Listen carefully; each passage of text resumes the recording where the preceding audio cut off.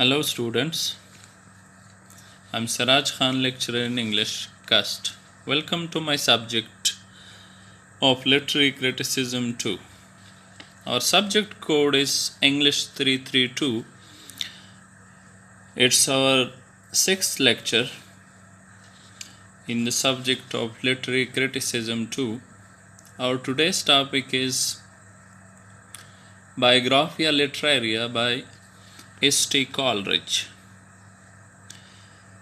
Biographia Literaria by Samuel Taylor Coleridge is an autobiography which is not a conventional autobiography by S.T. Coleridge. It is formed out from his own philosophy and opinion based on the conception of poetry, a poet, and philosophy. Actually, this work was supposed to be a preface to his poetry collection named as Sibylline Leaves, which was actually written in 1817, but it eventually expanded into a mixture of opinions, philosophy, criticism, and religion. The outline for the current lecture are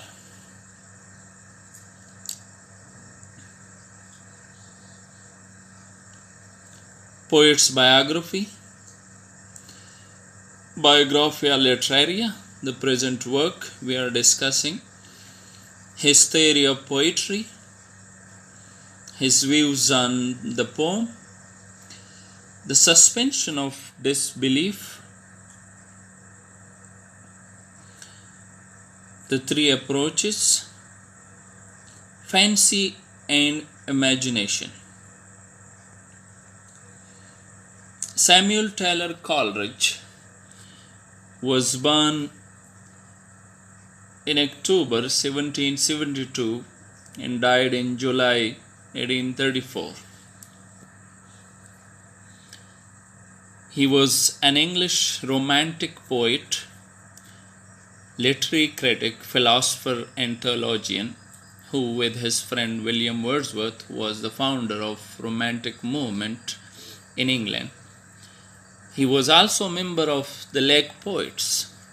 He also shared volumes and collaborated with Charles Lamb, Robert Southey, and Charles Lyte. He wrote the poems The Rime of the Ancient Mariner and Kubla Khan, as well as the major prose work Biographia Literaria.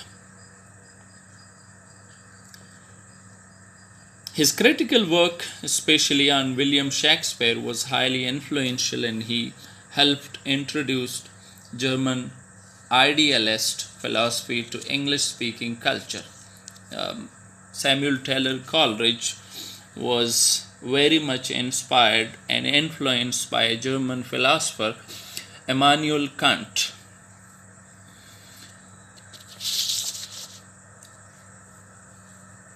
Coleridge coined many familiar words and phrases, including suspension of disbelief. He had a major influence on Ralph Waldo Emerson and American transcendentalism. His love for supernaturalism. This was the concept that he explained in Biographia Literaria, which was actually a revolt against Wordsworth's conception of poetry, that is, Wordsworth considered poetry natural and Coleridge considered poetry as artificial. The conception of ordinary and extraordinary, he took the supernatural elements and presented that real.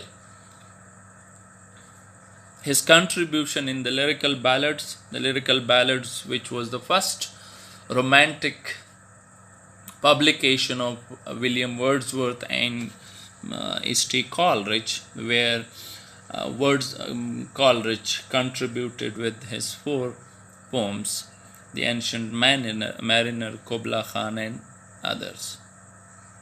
He was a literary critic, and this was his first work in the field of literary criticism, which was the Biographia Literaria is the biographical sketches of my literary life and opinions. His concept of fancy and imagination, the mixture of philosophy and psychology in poetry, is influenced by German philosopher Immanuel Kant. Influence on Ralph Waldo Emerson, who was a pioneer of transcendentalism in America. Biographia Literaria, which was actually published in 1817.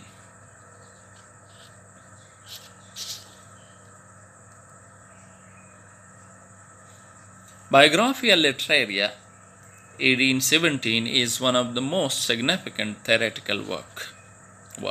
Biographia Literaria is considered with the form of poetry, the genius of the poet, and relationship to philosophy. These three main objectives are presented in Biographia Literaria, which was concerned with the poetry, the form of poetry, genius of the poet, and relationship to philosophy.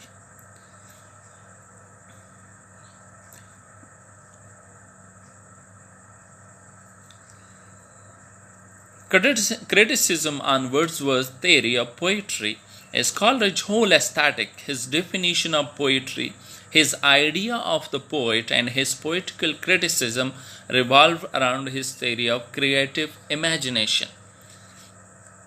Biographia Literaria are in full. Biographia Literaria are biographical sketches of my literary life and opinions, is an autobiography and discourse by Samuel Taylor Coleridge, which he published in 1817 in 2 volumes, 23 chapters. In chapter 14 of Biographia Literaria, he outlines his poetic creed. In relating to the origins of lyrical ballads, Coleridge in this chapter implies the mimetic approach, since he delineates the two distinct subject matters and incidents which he and Wordsworth were to imitate. Mimetic approach or mimetic theory in literary criticism. The word mimetic comes from the Greek word mimesis, the act of imitation. In practice, mimetic it's a critical theory often asks how well the literary work conveys universal truths and teaches the reader positive moral values and moods of personal conduct.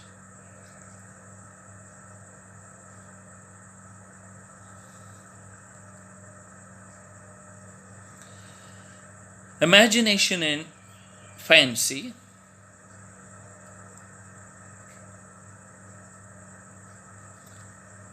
Imagination reveals itself in the balance or reconciliation of opposite or discordant qualities, of sameness with difference, of the general with the concrete, the idea with the image, the individual with the representative, the sense of novelty and of freshness with old and familiar objects. And while it blends and harmonizes the natural and the artificial, still subordinates art to nature. Imagination is actually the soul that is everywhere and in each and forms all into one graceful and intelligent whole. Imagination he classified in 2 classes, primary imagination and secondary imagination. We will explain it in the next slide.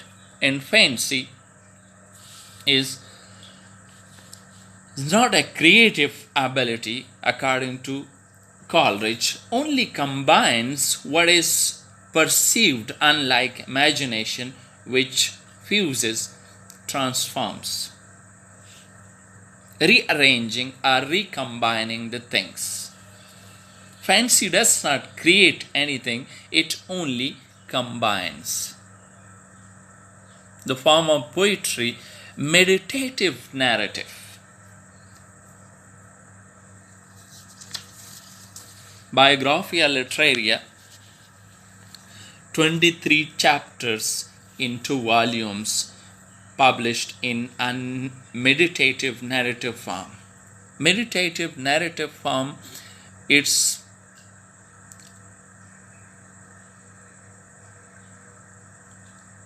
the narration or a conventional, not a conventional autobiography, as I mentioned, that found out from his own philosophy and opinion. What we do in autobiography, we sometimes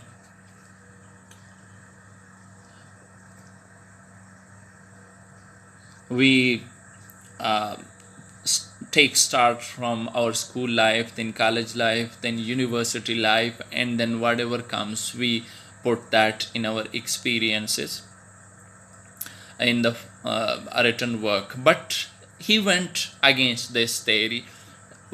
He mentioned his autobiography wherever he took fancy in.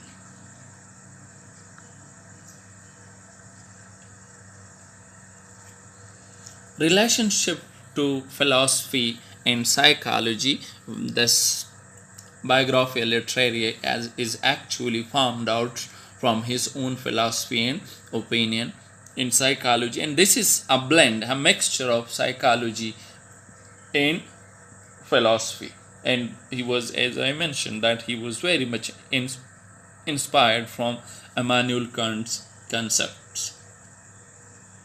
Theory of creative imagination is that a poet must be creative, unlike Wordsworth, that a poet that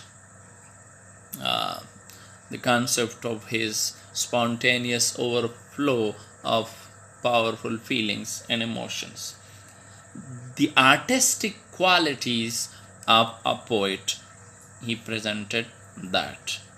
An autobiography in discourse. Coleridge's views on poetry.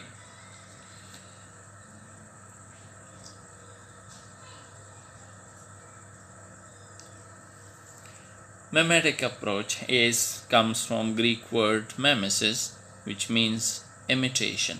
In practice, the act of imitation. The literary work conveys universal truths and teaches the reader positive moral values and modes of personal conduct. According to Coleridge, poetry, the power of poetry is twofolded here, according to Coleridge, that is, it can arouse reader sympathy by faithful adherence to the truth of nature, and by giving the interest of novelty by the modifying colors of imaginations.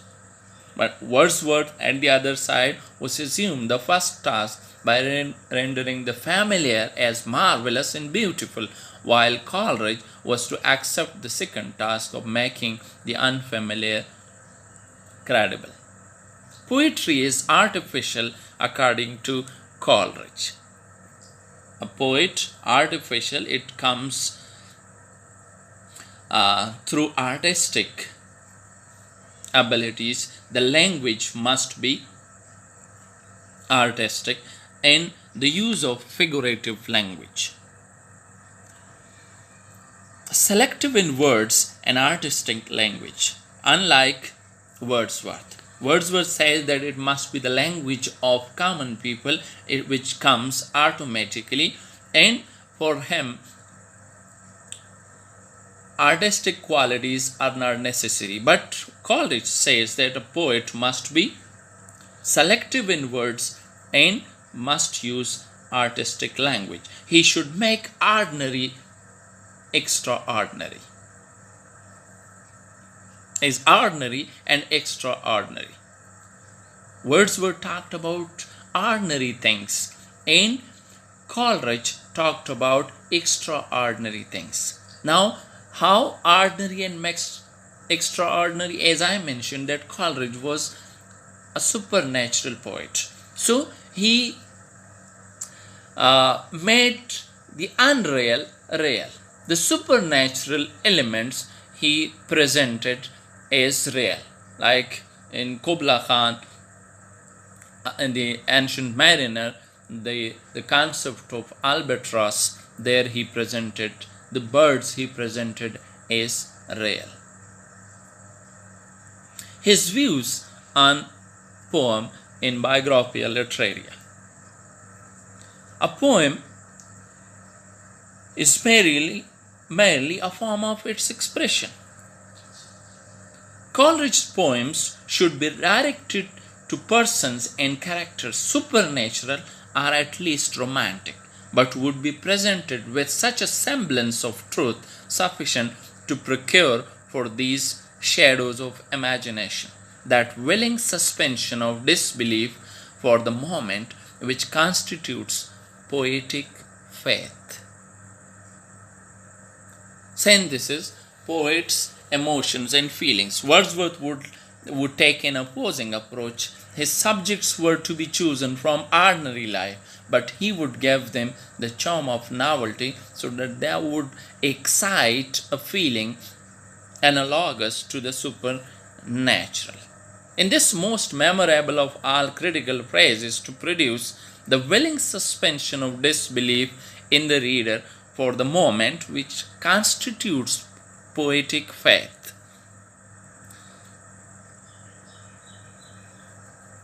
Poem is synthetic and having magical power, which must teaches moralities, philosophies, and psychology.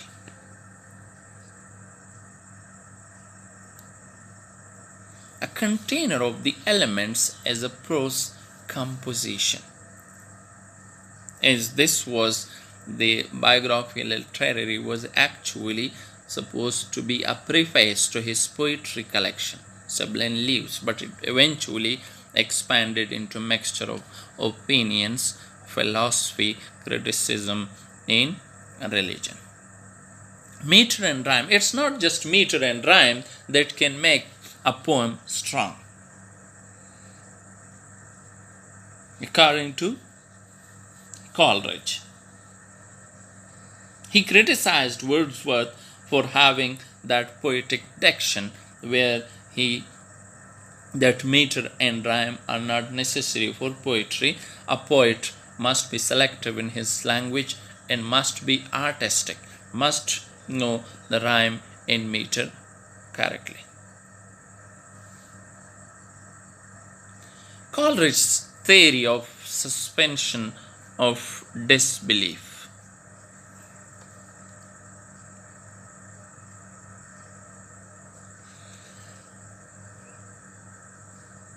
To produce, in this most memorable of all critical phrases, to produce the willing suspension of disbelief in the reader for the moment which constitutes poetic faith.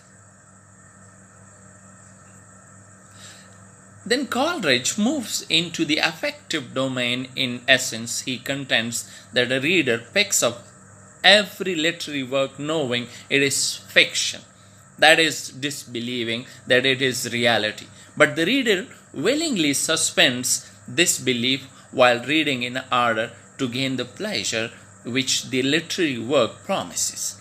This suspension of disbelief is the poetic faith which every reader must accord an author until the author through the work violates this faith.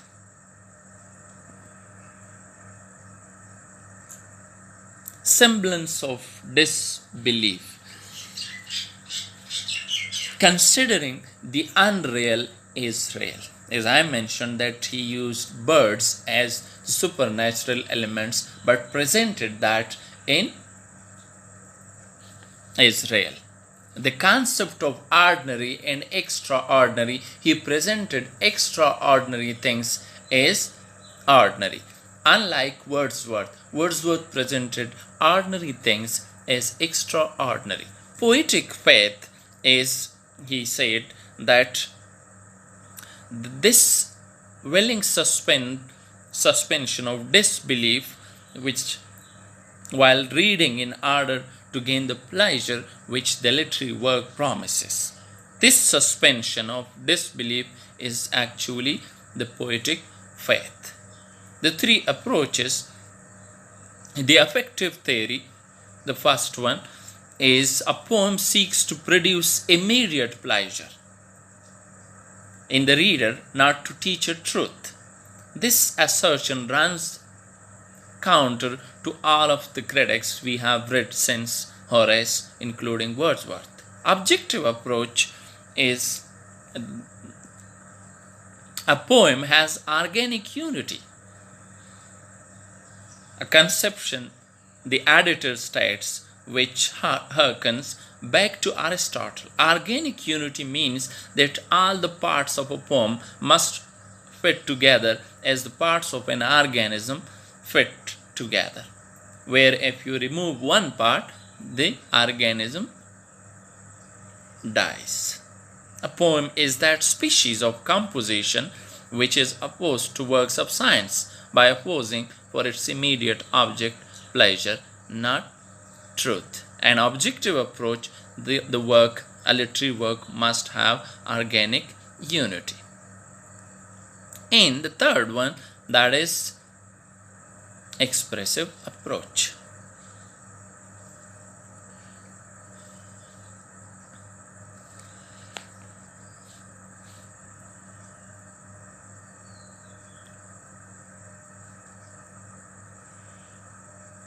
In Coleridge, the essence of poetry is not found in the objective or affective approaches. Rather, it is found in what goes on in the mind of the poet, the expressive approach. Thus, he says, what is poetry? Is so nearly the same question with what is a poet, that the answer to the one is involved in the solution to the other. To Coleridge, the true poet is characterized by poetic genius, that he later calls poetic imagination. Coleridge then describes what goes on in the poet's mind when a poem is being created.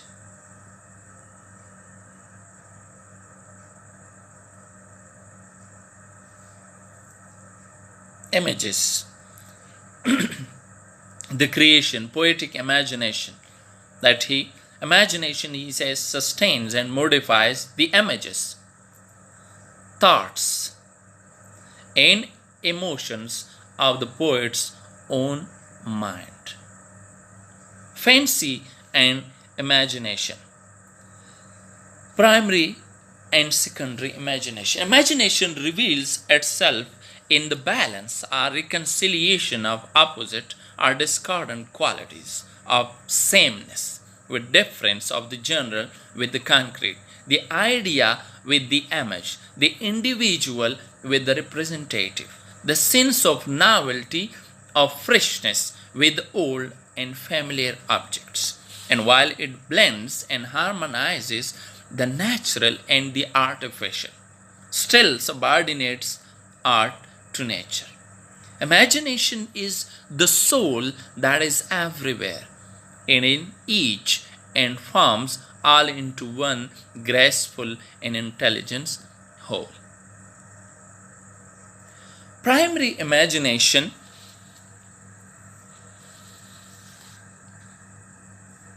it's a divine ability. The difference between fancy and imagination. In imaginations, he classified in two classes, primary and secondary. Primary imagination is actually a divine ability to create, source of all animate power. In your brain, whatever happens is the creation of your imagination. Involuntary perception of the outer world, followed by the spontaneous act of mind. It is universal and possessed by all. Secondary imagination, which is necessary for a poet, the power of the mind of the artist, the power of human mind to create by virtue of perception and recollection. It is more active and conscious. It requires will to work upon the raw material that we store. In primary imagination we store, and in secondary imagination we recollect the things. It is at the root of all poetic activity. In kind, in nature. Creativity in possession. Conscious and volunteer. Here we have got the diagram for classification of his imaginations and fancy.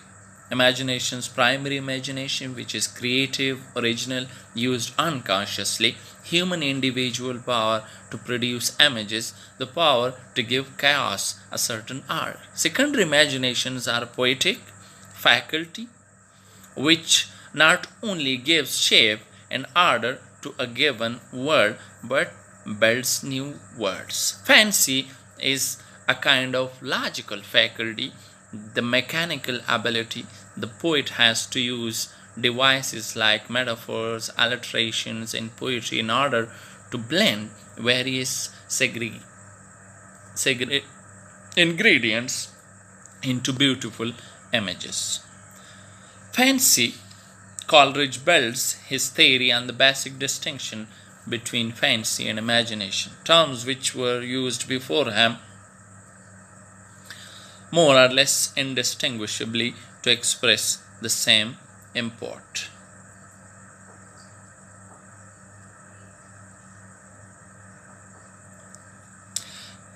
Coleridge ultimately uses the term, and the difference between imagination and fancy is in kind and nature. Fancy, to me, the term for the 18th century view of imagination, which was essentially mechanical and determined by the law of association. Imagination, on this view, does not modify, much less does it transform the materials that it deals with, but merely reproduces them. Fancy, says Coleridge, has no other counters to play with but fixities and definities. Fancy must receive all its materials ready-made from the law of association. Our brief discussion of the theory of association in the context of the 18th century view of imagination above would make it clear that although Coleridge does assign a minor role to fancy in the production of poetry, it is with him essentially a pejorative term, because as Shawcross explains the distinction between imagination as universally active in consciousness and the same faculty in a heightened power as creative in a poetic sense. Common position of man, less creative than imagination, and it is the law of association. It has no other counters to play with but fixities and definities. That's all about Biographia Literaria. Have a good day. Good luck.